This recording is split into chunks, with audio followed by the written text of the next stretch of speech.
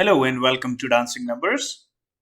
After installing and connecting Dancing Numbers with QuickBooks Desktop, we can start importing, exporting, or deleting the information as required. To import any type of list or transactions supported by QuickBooks Pro, Premier, or the Enterprise solutions, we can click Start.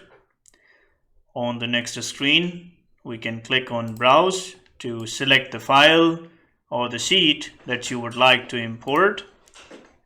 Now today, in this example, we will try to import the bill payments.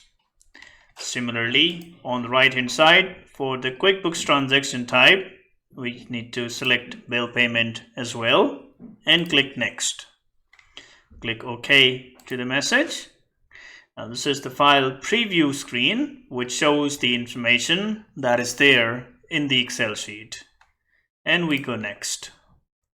Now for the mapping, you can either click the drop down and choose all the field columns one by one manually, or you can also click on field match to have that selected automatically as well.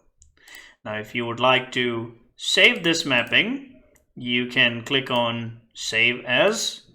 Also, you can click on Load Map if you already have an existing mapping saved in future as well, and click Next. Now the file updates screen shows how we have mapped the field columns accordingly, and we can go next.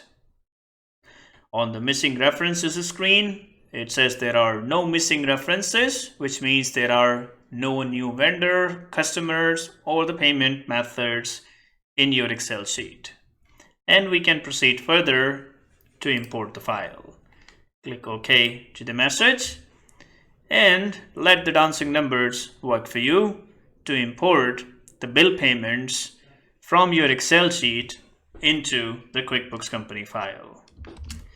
Depending on how many bill payments we have, it may take some time. And as we can see that we are almost there, and the bill payment import is almost complete. All right, the file has been successfully imported. We can click close and it's done.